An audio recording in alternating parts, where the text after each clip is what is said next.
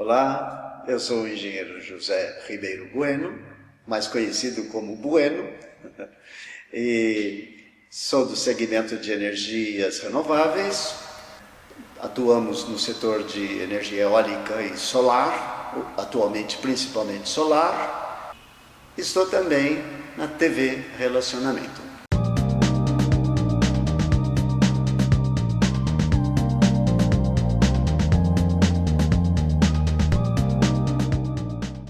Olá, internautas, iniciamos mais um programa Gestão Executiva e hoje nós temos aí uma arquiteta muito top que eu tenho a honra de entrevistar, Silvia Zanin. Silvia, gratidão estar mais uma vez com você. Eu que agradeço. Uma profissional fabulosa.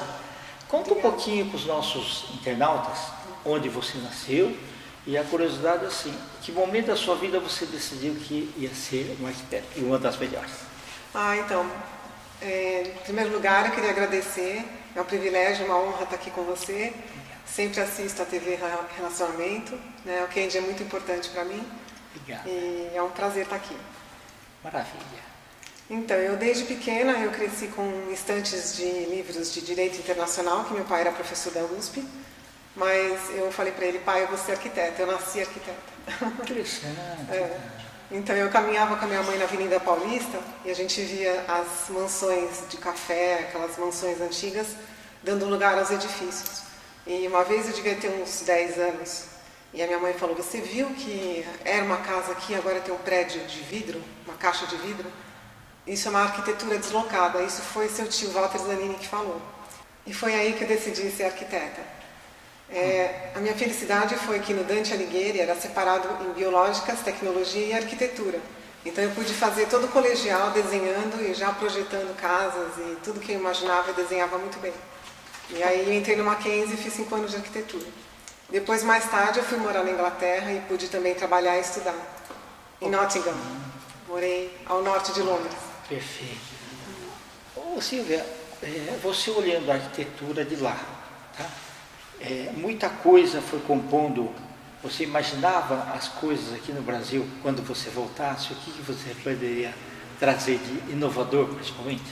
Sim, a arquitetura a gente trata do que é espontâneo, do que vem da alma, transpor a felicidade que a gente tem para fora, né? E pensar na humanidade, o que a humanidade precisa. Tudo vem da necessidade, né?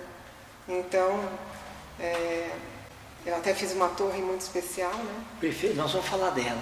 Qual foi a sua sensação quando você viu que fizeram Dubai, daquele tamanho? É impressionante, né? Uma arquitetura diferenciada, principalmente porque vem de uma infraestrutura, é um ambiente diferente, né? É alguma coisa construída, planejada bem antes, né? Não é como aqui que as coisas vão acontecendo, né? O sistema urbano ele vai fluindo e a infraestrutura vai... É um organismo vivo, né, a cidade. Perfeito. Lá eles conseguiram fazer a base toda para depois construir harmonicamente, né, os prédios, né? Você gostou da experiência de morar na Inglaterra?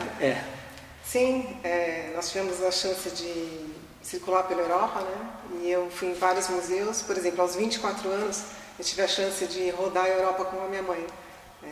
Foi a despedida de solteira. Então, a minha tese na época no Mackenzie era um museu de arquitetura, com 2 torres gêmeas. E meu professor falou, se você quiser fazer uma pesquisa de museu, você tem que ir para a Europa. Então eu peguei minhas férias e falei, mãe, vamos... Eu fui em 31 museus em 62 dias de Europa.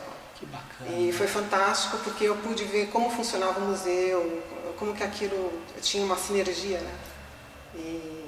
E aí eu voltei, apresentei, foi super bem na tese e tal. Bacana. Ô Silvia, nós vamos falar do seu novo projeto, tá? Sim. E você vai explicar ele que com um trabalho magnífico. Sim. A concepção, você teve que fazer um monte de rascunhos antes, não? Eu demorei uns 2, 3 meses para desenhar no AutoCAD, né, com a minha estagiária na época. Mas a criação, ela fluiu de dentro para fora, assim, como se fosse uma festa dentro de mim, uma explosão. Tá. Sabe quando brota Sim. a inspiração e você tem que jogar aquilo para fora? Então, foi magnífico, assim, um processo interior, né? inspirada, me senti iluminada e abençoada por pensar em algo extraordinário, né? Ok. Você lembra se aconteceu de manhã, tarde, à noite, ou final de semana? Como é que Então, foi? ia ter uma palestra da Acor, ia ser um dia inteiro de palestra, um summit. E eu liguei para o meu amigo e falei, vamos, eu não tenho ingresso, como que eu vou fazer? Ele falou assim, não, eu não vou poder ir, mas você vai no meu lugar e você fala que você trabalha na minha equipe. Então foi muito especial, porque eu consegui entrar, deu tempo de eu entrar, assisti todas as palestras, e a última ia ser do Hans Donner, que eu amo. Sim. Hans Donner é um austríaco que tem uma carreira brilhante na Globo, né? E a palestra dele é sobre o relógio, né? O relógio dele de pulso, que marca a hora, minuto e segundo, né? Então ele falou assim, olha, no final da palestra eu vou mostrar para vocês o relógio aplicado à arquitetura. E aí eu passei a palestra inteira esperando muito que fosse algo muito alto e muito grandioso, muito importante. E eu tive um insight dentro de mim, assim, do que eu poderia fazer por São Paulo se eu tivesse que representar o relógio dele em algo inusitado, né? Alguma coisa, uma arquitetura exclusiva, né? Que representasse o Brasil lá fora, algo que fosse um ícone, né? Internacional.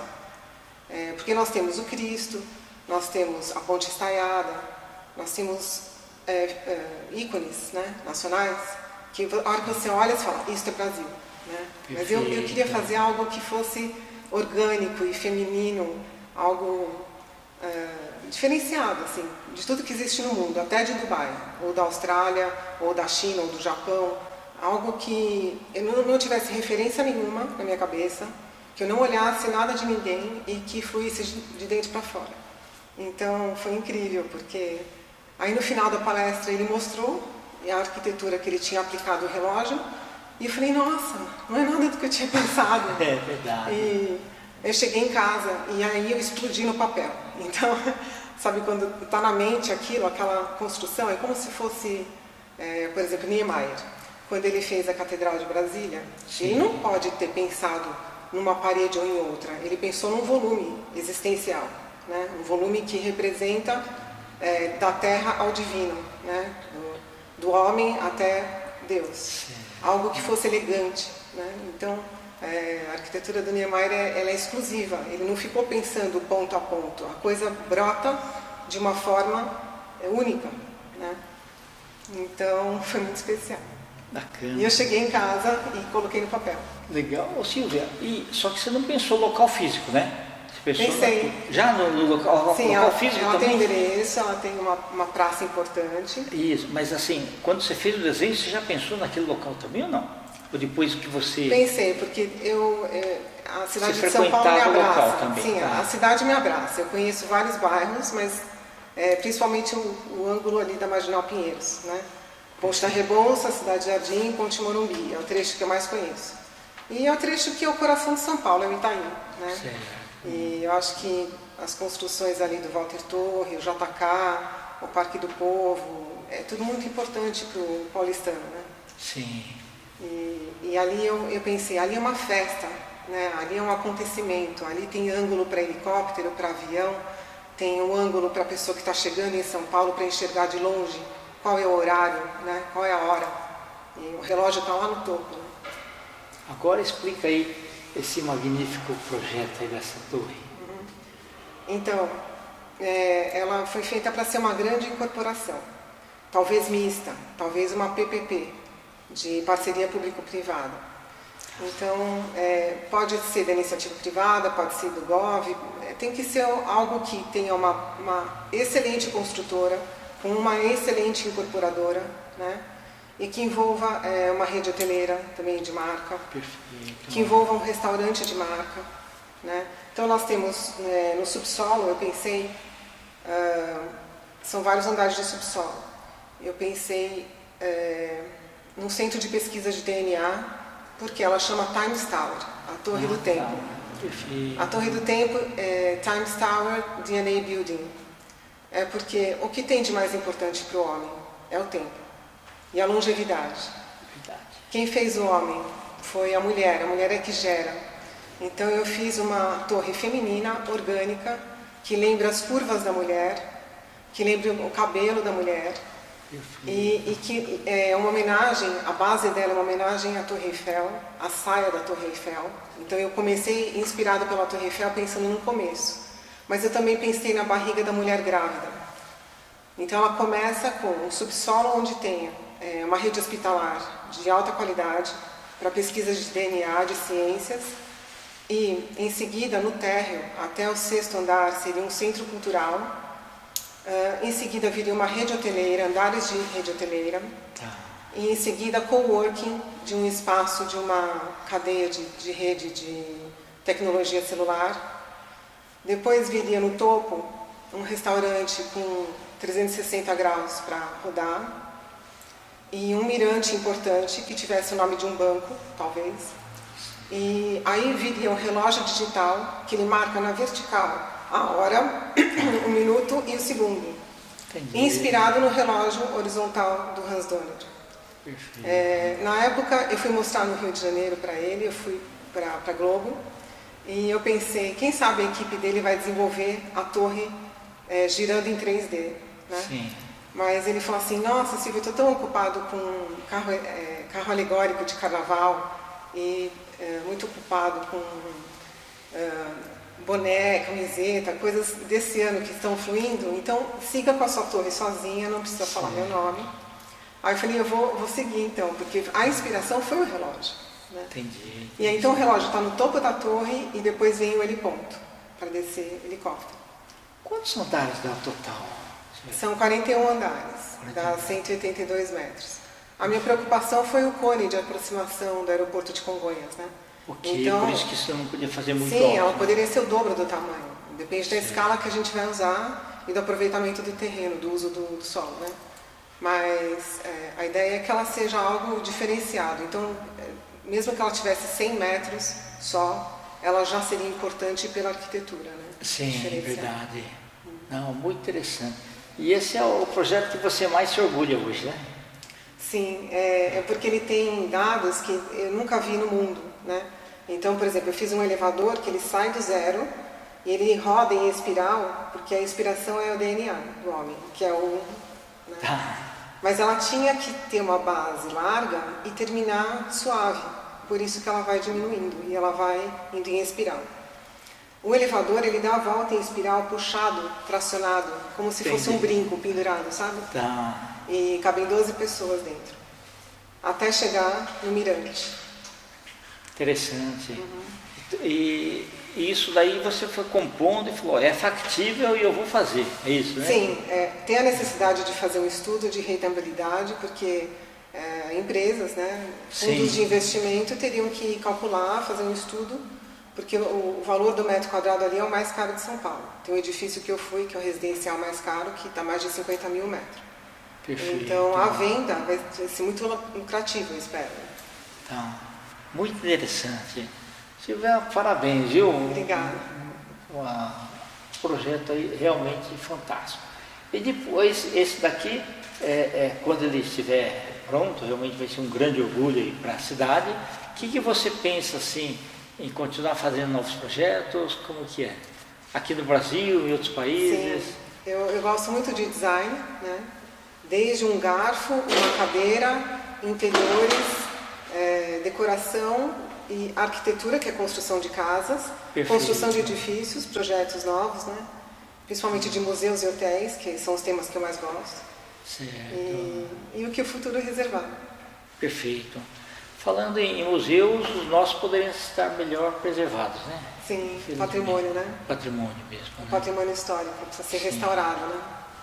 Sem dúvida. Mas é bom que você ficou com uma bagagem fantástica, né? Sim, já são 30 anos de projetos e obras, e com bastante experiência.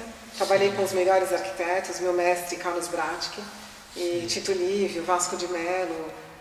Aí eu fui para o mais clássico de todos, que foi o Jorge Elias, depois a mais moderna, que é a Brunete Fracaroli, visionária também.